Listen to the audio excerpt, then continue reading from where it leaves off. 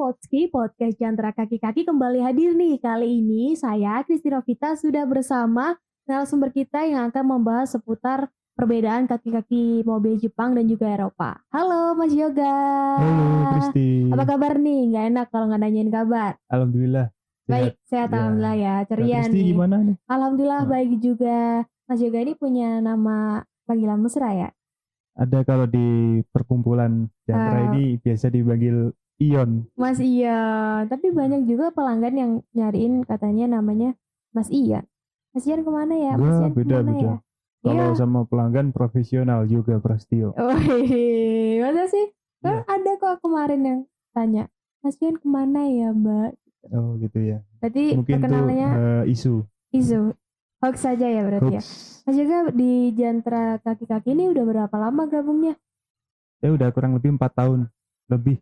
4 tahun lebih. Iya 4 tahun lebih 5 bulanan lah di sini. Jadi sejak 2016. 2016 ya. Berarti Iya. udah berpengalaman banget dong. Insya Allah. Amin alhamdulillah. Tapi kalau untuk masalah kaki sih ya pengalamannya banyak. Oh gitu ya, karena banyak menangani berbagai macam mobil Ya, ya. berbagai macam jenis mobil dari Jepang, Eropa sampai Build up. Korea. Oh ini apa-apa. Ya. Nah, Mas Yoga ini emang backgroundnya dulu di otomotif atau? Saya ya lulusan STM, Teknik Kendaraan Ringan, jadi berhubungan dengan otomotif juga. Emang udah suka dunia otomotif ya? Emang saya suka dunia otomotif dari kecil.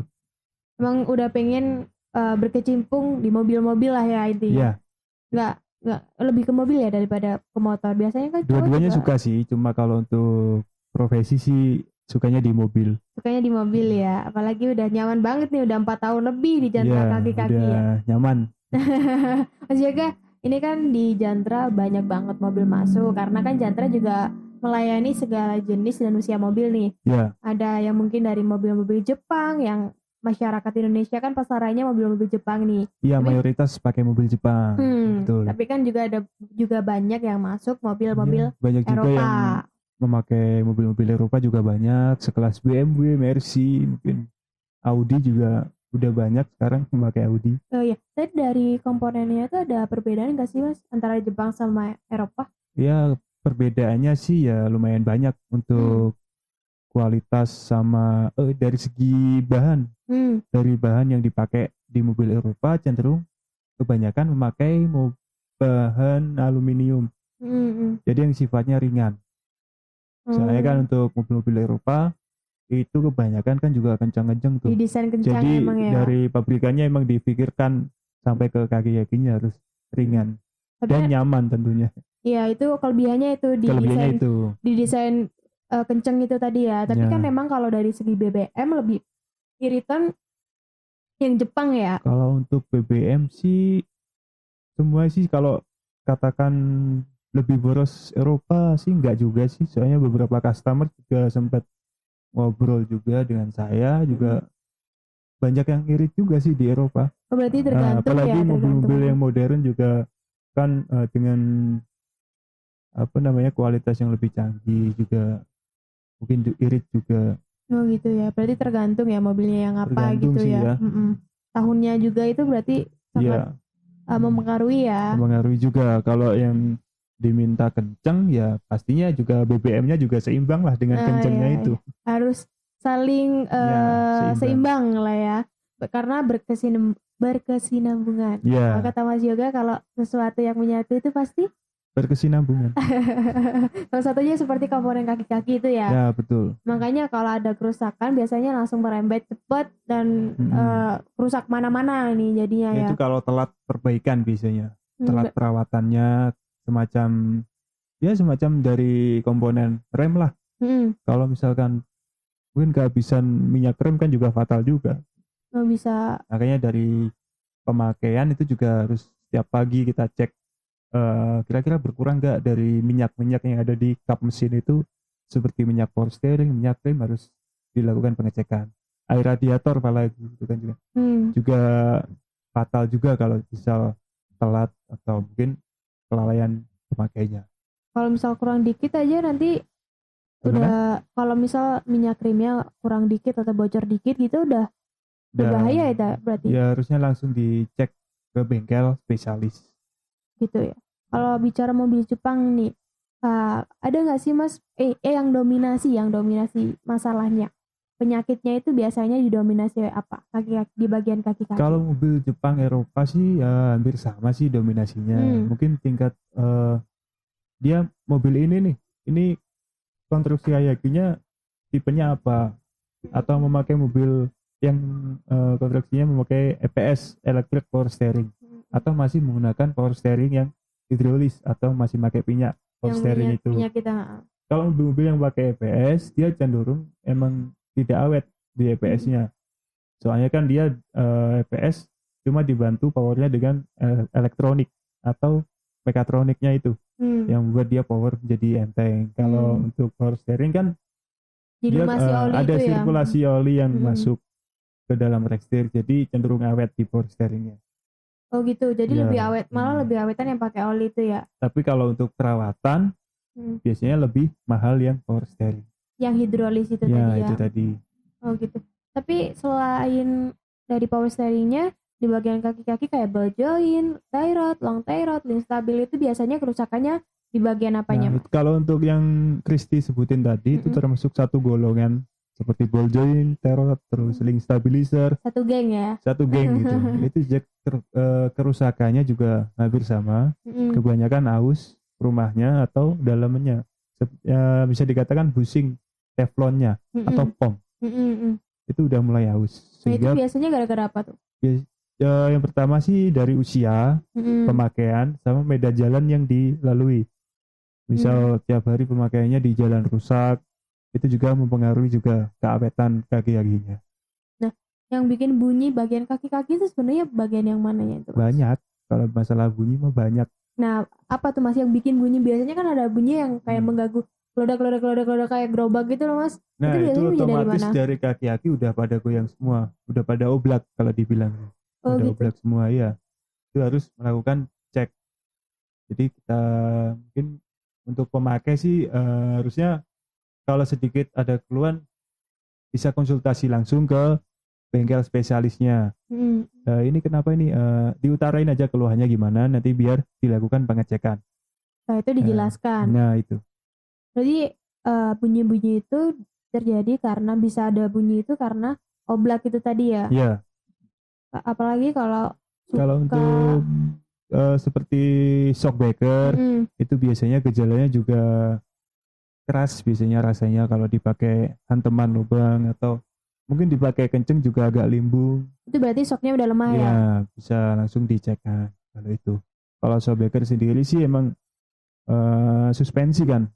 Dia penopang utama yang bikin dia nyaman dipakai. Ayunannya biar nyaman itu ya. Betul. Nah kalau shockbreaker itu selain mati, bocor itu ada kan yang shockbreaker bocor itu harus diganti apa masih bisa diperbaiki nih Mas? Ada yang diperbaikin, tapi kebanyakan mobil-mobil di Indonesia itu shockbreakernya bisa diperbaikin semua atau diservis. Tapi juga tidak menutup kemungkinan itu harus ganti. Meskipun itu shocknya bocor ya, masih bisa ya? Kita juga harus ngelihat ini jangka waktunya panjang atau enggak. Kalau misal diservis atau malah makin tidak enak saat dipakai. Nah itu sudah kita pikirkan juga untuk masalah shockbreaker. Oh ini masih bisa diservis. Oh ini udah nggak bisa diservis, udah fatal nih harus diganti. Nah, kita juga menyampaikan ke pemiliknya. Makanya itu pentingnya cek fisik gitu pentingnya cek fisik gitu. Biar kita tahu ini langkah-langkah apa yang harus dilakukan. Kalau tadi kan dari bagian itu, kalau dari remnya Mas, bagian kaki-kaki kan udah, shockbreaker udah, teksturnya udah, kan pasti ada bagian remnya juga nih. Kalau bagian remnya itu biasanya masalahnya di bagian apanya Mas? Kalau di remnya sih untuk mobil-mobil Eropa sih cenderung awet ya. Kalau mobil Jepang? Mobil Jepang juga permasalahannya lemahnya itu di disc brake sama master frame-nya. Kalau itu, kalau otomatis disc brake-nya udah sering kemakan atau gelombang atau aus, itu penyebabnya kampas. Telat ganti kampas rem. Itu sih. Kalau berarti kalau remnya bermasalah itu emang harus ganti kampas rem juga ya Mas? Kalau bergelombang misal remnya bergelombang itu wajib ganti. Displiknya bergelombang itu bisa dibubut. Jadi permukaan distrik yang bergelombang atau tidak rata itu juga masih bisa dibubut asalkan jangkauannya masih tebal permukaannya.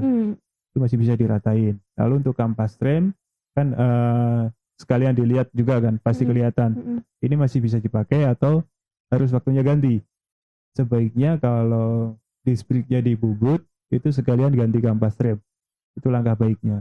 Tetapi kalau masih tebal itu masih bisa dipoles dikit, masih bisa. Berarti memang dispriknya tadi berkaitan erat kayak satu paket gitu ya sama kampas rem. Kalau udah kena piringan remnya otomatis biasanya kebanyakan memang kampas remnya juga harus diganti juga ya Mas ya. Betul.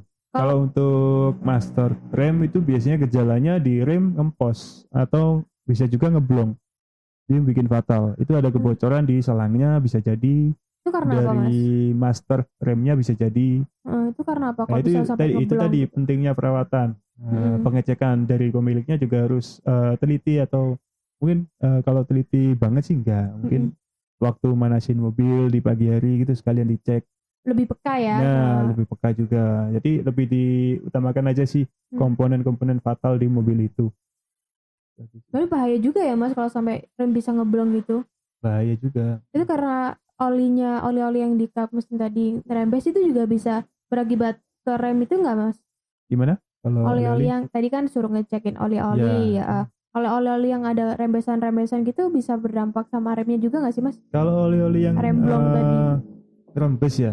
Kalau oli yang rembes misalkan minyak-minyak yang rembes itu akibatnya di komponen yang lain kayak sasisnya kena minyak rem kan juga bakal korosi juga. Itu sih. Kalau minyak-minyak yang lain sih ya membuat getas karet-karet seperti fan bel mesin itu kan juga nanti akan merembet ke situ juga kok kalau ada kebocoran. Tapi kalau kita maksudnya ngerem kaki lama, ngerem kaki mobil lama itu juga berdampak gak Mas sama kampas remnya? Biasanya tuh kan berhenti misal nggak mau ribet pakai lampu merah. Nggak mau ribet gini, nggak mau ribet pakai handrem. Handrem langsung aja deh pakai rem di kaki aja ditekan yang lama gitu tuh berdampak nggak sih Mas? Alangkah baiknya sih jangan. Alangkah baiknya dinetralin dulu lalu di handrem. Kalau mungkin lama kelamaan sih nanti efeknya nggak cuma di rem aja.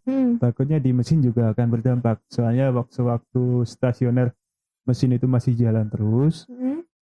Kita rem itu kan juga dampaknya akan ke mesin juga. Yang ditakutkan sih itu. Emang tidak terjadi secara langsung. Tapi cuma nanti lama-kelamaan yang takutnya itu. Gitu ya. Kalau tadi kan mobil kebanyakan mobil Jepang nih ya masalahnya di bagian itu. Kalau mobil Eropa? Mobil Eropa sih itu tadi yang saya bilang tadi. Dia cenderung awet sih di remnya. Cuma untuk disc brake sama aja. Permukaan disc brake-nya itu sama aja. Kalau udah kampas rem udah mulai habis, kalau dibiarin ya nanti bakalan merembet ke disc brake-nya. Bakalan gelombang, bisa jadi dari situ. Mobil-mobil Eropa kan lebih mahal nih daripada mobil Jepang. Kalau misal kerusakan gitu masih bisa diperbaiki nggak sih Mas?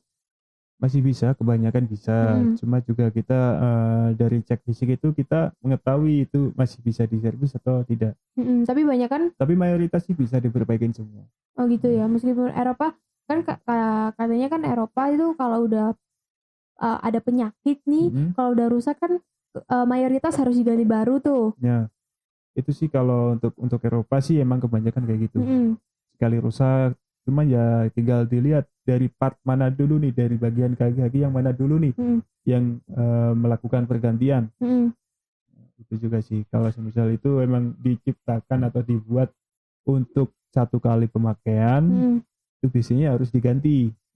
Dan kalau misalkan barang itu misalkan dari pabrikan udah diciptain, udah dibuat, oh ini satu kali pakai itu cenderung awet malah seperti ball joint yang tidak ada permukaan bawahnya atau mungkin polos, bisa dibilang polosan, itu juga awet juga. Oh itu malah awet ya yang sekali tinggal pemakaiannya itu gimana. Nah jangan sampai kalau ini dibilang awet kita salah-salah makanya itu juga nggak bagus ya Mas ya. Bagus juga. Malah memperpendek usia mobil itu ya. Kan ada nih pemilik mobil juga yang mungkin ngakunya pemakaiannya biasa-biasa aja. Tapi medan jalan kan juga berpengaruh juga. Jalan-jalanan di Indonesia kan juga mayoritas juga ada yang lubang juga, ada yang rusak lah istilahnya ya. Itu Bukan juga ada ya Mas, banyak. nah, Banyak. ya itu juga termasuk pengaruh dari itu juga. Oh gitu. Tapi kalau mobil Eropa didominasi kerusakannya apa? Yang paling sering sih shock. Oh malah shocknya ya kalau Eropa ya? Terus ball joint itu kebanyakan masuk. Cuma ya dalam jangka waktu yang lama dari tahun pembuatannya. Terus Nah, kebanyakan itu. kalau nggak salah kan mobil-mobil kayak Pajero, Fortuner tuh limbung ya Mas ya? Ya. Nah itu tuh bisa diatasi nggak sih Mas sebenarnya? Kalau Kan untuk, udah bawaan nih, bawaan itu. Pajero sih dari pengalaman sih itu mungkin tidak bisa disembuhin total untuk masalah limbungnya ya. Tapi untuk mengurangi sih bisa. Oh hanya mengurangi nggak bisa sampai juga 100% ya? Nggak bisa. Soalnya kalau mobil-mobil Pajero emang mungkin dibuat emang karakternya kayak gitu. Itu dari suspensinya kan lembut, soft. Nah biasanya itu dipakein apa Mas biar nggak terlalu limbung? Kalau untuk menguranginya sendiri sih dipasang spring buffer di bagian coil springnya, pernya. Itu pasangin spring buffer atau yang banyak dibilang sih damper shock. Oh, kita juga nanganin nggak sih Mas itu? Kita juga nanganin. Cuma nanti untuk permintaan kita tawarin dulu ke pemilik mobilnya, dia bersedia atau enggak. Itu aja sih. Oh gitu. Jadi untuk partnya kita juga sedia ya berarti? Partnya juga sedia. Tinggal pemiliknya mau apa enggak gitu. Nah itu juga banyak dijual di online kok partnya itu, spring buffernya itu. Oh jadi juga nggak susah ya, nggak susah nyarinya ya? Nggak susah. Kalaupun nggak mau diganti di sini ya mungkin beli di online juga banyak. Nanti tinggal pasang aja di sini bisa. Atau mau pasang sendiri juga bisa itu. Oh pasang sendiri juga bisa sebenarnya? Bisa aja. Cuma juga agak ribet kalau misalkan pasang sendiri kan alat-alatnya juga kebanyakan yang di bengkel kan. Nah kalau solusi Mas, solusi yang mungkin bisa kita lakuin terlebih dahulu, misal ada bunyi-bunyi atau mungkin shock kita udah keras nih, ada nggak sih Mas langkah awal sebelum ke bengkel yang harus kita lakukan ini? Kalau udah ngerasain bunyi-bunyi ya mau gak mau harus konsultasi dengan mekanik di bengkel spesialis. Misalkan ada keluhan di mesin ya ke spesialis mesinnya, atau di keluhan kaki-kaki ya ke spesialis kaki-kakinya. Tinggal kita utarain keluhan aja, nanti konsultasi dengan mekaniknya apa aja. Kan dari mekanik sendiri juga akan menginformasikan ke pemilik mobilnya. Seperti itu, diedukasi yang mana aja kerusakannya. Oh gitu. Tapi kalau untuk perawatannya, ada perawatan khusus nggak antara mobil Jepang sama Eropa? Mobil Eropa kan lebih mahal nih. Kalau mobil Jepang kan memang pasarnya udah di Indonesia, mayoritas pakai mobil Jepang. Nah itu. Nah kalau perawatan? Kalau perawatan sih hampir sama. Mungkin kalau perawatannya biasanya di sporing balancing itu termasuk perawatan di bagian kaki. Karena apa? Dari sporing balancing kita tahu itu masih layak pakai atau enggak kakinya. Kalau kaki-kaki sudah mulai rusak atau sudah mulai bermasalah, itu dari sporing tidak ketemu datanya atau ngaco datanya. Habis di sporing nih, ketemu filenya, ketemu datanya, presisinya ketemu.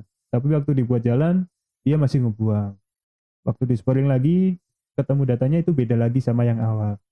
Itu berarti ada masalah di kaki-kaki. Oh, nggak cocok data awal, dan pokoknya datanya ngaco atau nggak ketemu itu otomatis ya Mas ya, ada yang bermasalah di bagian kaki-kakinya. Jadi bisa sekalian ya Mas kan sporing, terus cek kaki-kaki gratis bisa, gitu ya. Bisa. Terus kalau tips biar awet itu apa Mas? Tips awet kaki-kaki mobilnya? Tips awet sih ya mungkin itu tadi Pak, mulai dari perawatan kecil yang kita lakukan setiap hari. Seperti manasin mobil kan kita harus selain ngecek oli-olinya kan juga bisa ngecek dalam bawahannya, mungkin cuma dilihat dikit, jongkok dilihat ada kebocoran nggak di bagian kaki gitu. Seperti shock kan kalau bocor kan kelihatan. Itu segera dibawa ke bengkel. Karena kalau shock udah bocor, itu juga pengaruhnya gede juga sama kaki-kaki yang lain. Soalnya itu tadi sesuatu yang menyatu kan saling berkesinambungan itu tadi. Oh, iya. Kalau untuk waktunya ada waktu tertentu nggak sih Mas untuk melakukan perawatan atau sporing tadi ya? Cek seluruh sporing ataupun kaki-kaki. Untuk mungkin sporing dulu sih untuk perawatan sih bisa 4 sampai 6 bulan sekali. Disarankan segitu ya. Atau enggak 8.000 km sampai 10.000 km sekali. Itu juga, dan juga bisa dirasain juga saat jalan kencang, mungkin mobilnya terasa goyang atau mungkin tidak stabil di setirnya, lari kanan, lari kiri, atau mungkin getar di seluruh bagian bodi mobil. Itu baiknya langsung di sporing atau cek kaki-kakinya. Oh gitu ya. Jadi kalau misal getar itu juga kan nggak melulu karena harus sporing ya, mungkin karena dari komponen kaki-kakinya yang bermasalah. Iya, banyak sih faktornya untuk masalah kaki-kaki itu, banyak banget. Tinggal kita nanggepinnya gimana. Mau kita cek atau dibiarin aja, kan ada konsekuensinya. Tapi kalau emang dibiarin itu pasti kan ada kan Mas ya orang yang kayak ya udahlah masih bisa, masih nggak apa-apa lah dipakai aja. Itu dampak ke belakangnya gimana sih Mas? Nah itu karakter orang di Indonesia itu.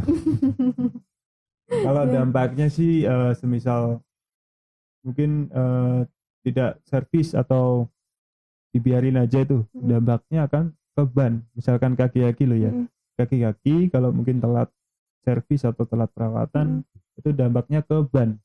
Bannya akan mungkin tidak rata, makan sebelah, makan luar, makan dalam, bisa juga gelombang. Makanya ada kasus-kasus seperti ban pecah itu kan juga dari kemakan bannya itu tadi. Saking parahnya juga Saking parahnya itu. Tapi kalau masalah suku cadang susah didapat nggak sih Mas? Untuk kalau mobil-mobil suku cadang tuh untuk mobil-mobil Jepang, Eropa itu sih masih banyak pasarannya, kecuali yang mobil-mobil build up. Nah itu yang agak susah. Soalnya mobil build up sendiri kan mobilnya aja ngedapetinnya aja susah, apalagi partnya itu. Iya, apalagi kalau udah dapat mobil build up, perawatannya juga lebih khusus lagi nih ya. Lebih khusus lagi diutamakan. Disayang-sayang karena dapetinnya aja susah. Harus perawatan khusus, dijaga, dilus-lus setiap hari kan. Pokoknya diperhatikan lah ya kondisinya. Ya, betul. Nah terus Mas, kalau tadi kan udah membahas tentang mobil Jepang, Eropa, build up dan lain-lain. Kalau yang paling susah dikerjakan tuh mobil apa Mas? Gak ada yang susah sih sebenarnya. Ada yang susah ya? Semua gampang di jantra kaki-kaki. Oh ini. Nah Mas Yan, ini kan banyak yang juga yang salah paham nih. Kayak misal baru dicek di bengkel resmi. Di bengkel resmi mobil saya kerusakannya misal nih. Ya, di shock breakernya aja nih Mbak. Gitu. Terus pas kita cek di sini ternyata kerusakannya udah merembet kemana-mana dan kayak ada EPS, ada kaki-kakinya dan lain-lain. Nah itu emang kita emang ngada-ngada apa emang gimana tuh Mas? Kan banyak yang salah paham tuh. Ini pembahasan menarik ini. Ini juga beberapa kali juga saya alamin sendiri juga. Nah ini yang utama sih di jantra kaki-kaki kan emang ada apa ya istilahnya, slogan atau apa ya, cek gratis. Maka dari itu kita juga cek secara detail apa aja, lalu kita edukasikan ke pemilik mobilnya bahwa ini bagian ini juga ada yang rusak, juga butuh perawatan. Kita edukasikan dengan jelas. Kita tidak mengikuti apa yang bengkel sebelumnya itu diestimasi apa aja, misalkan shockbreaker aja kan. Emang jelas, emang shockbreakernya bocor. Semua kan kita juga cek menyeluruh juga. Kita pentingkan juga kenyamanan pemilik mobil itu. Nah mungkin karena dicek shockbreakernya aja karena orangnya tadi mengeluhkan nih misalnya, oh dia dada kayaknya dicek, oh kayaknya shockbreakernya nih, terus ternyata dicek shockbreakernya memang rusak dan nggak dicek keseluruhan gitu, baru dicek keseluruhan di kita dan ketahuan semuanya, diestimasi semuanya gitu ya. Jadi bukan karena kita mengada-ngada ya. Bukan, tapi ini cuma sekedar emang profesionalitas dari kita aja. Ini emang prosedur dari pengecekan itu tadi menyeluruh dari bagian apa saja. Itu juga kita secara tidak langsung juga membantu pemilik mobil agar mengetahui apa saja ya permasalahannya di mobil ini apa saja. Juga kita tunjukkan kok kalau kita bilang rusak ya emang itu rusak. Biasanya dibongkar terus ditunjukkan kornya gitu ya Mas ya, biar nggak salah paham dan diedukasikan. Ini kerusakannya gini, langkah-langkahnya mungkin ada opsi diperbaikin atau nggak diganti baru. Kita juga ngikutin apa mau pemilik mobilnya itu. Kalau nggak mau ini diambil juga nggak apa-apa, kita nggak maksa. Nggak Kita apa-apa. cuma mau mengedukasikan gitu aja ya. Ya, namanya cek gratis kan. Jadi kita harus cek keseluruhan. Kita utamakan kepuasan pelanggan kita. Karena takutnya nanti kalau Mas kok ini masih bunyi-bunyi gitu ya, yang ditakutkan kan nanti dampak belakangnya nanti kalau masih semuanya nggak dicek, nanti udah kita garap satu yang mungkin tadi permasalahan utama, tapi permasalahan buntut-buntutnya ini nggak kegarap kan juga masih bisa menimbulkan bunyi-bunyi atau kenyamanan yang tidak diinginkan itu ya Mas. Nah, betul juga. Jadi pentingnya melakukan cek fisik. Penting sekali itu. Dari cek fisik kan juga ketahuan tuh. Yang mobilnya mungkin belum pernah perbaikan sama sekali, terus di pemilik minta dicek kan juga tahu juga. Oh, kaki-kaki mobil saya kok seperti ini ya. Ternyata kok seperti ini gitu. Iya. Tapi ternyata saya pakainya kayak biasa-biasa aja, ternyata dalamannya kayak gini gitu ya. Baru ketahuan pas kita tunjukin gitu ya. Mas Ian, terakhir apa nih yang ingin disampaikan? Mengenai apa nih? Tentang kaki-kaki. Mungkin pengen menyampaikan kalau pentingnya merawat kaki-kaki atau apa? Yang perlu saya sampaikan di sini sih ya, untuk perawatan kaki-kaki. Kalau Anda pengguna mobil Jepang, itu sebaiknya rutin untuk perawatan setiap hari yang saya bilang tadi. Seperti pagi hari kita cek kap mesin kan juga perlu dicek tuh. Dalamannya ada apa aja, mungkin radiatornya airnya kurang, atau mungkin minyak remnya juga udah berkurang, minyak power steering khusus untuk mobil-mobil yang menggunakan hidrolis tadi, power steering tadi juga perlu diperhatikan. Lalu untuk perawatan kaki-kaki yang lain mungkin dicek bisa, atau mungkin langsung di sporing dulu juga bisa. Itu aja sih. Mungkin kalau ada keluhan-keluhan apa, langsung konsultasi dengan mekanik. Paling tepat memang melakukan cek gratis di Jantra seperti kaki-kaki. kita sakit aja, kita kalau sakit langsung ke dokter kan, nggak salah tempat kan. Kalau misalkan mobil yang sakit ya harus ke bengkel gitu. Bengkel spesialisnya gitu. Biar ditangani dengan tepat ya gitu. Betul. Mas Ion, Mas Yoga, makasih banget untuk informasinya udah datang nih di Poski sama-sama, kali Kristi. ini. Jangan bosen-bosen ya, semoga nanti kita bisa kesempatan lagi, kita berbincang-bincang lagi, mengulik edukasi tentang seputar dunia mobil. Terima kasih sekali lagi Mas Ion, semoga sehat selalu, dan buat yang di rumah jangan lupa subscribe, klik lonceng di bawah, like, komen, edukasi apa yang pengen kita bahas, kolaborasi dengan siapa, dan sampai ketemu di video podcast selanjutnya.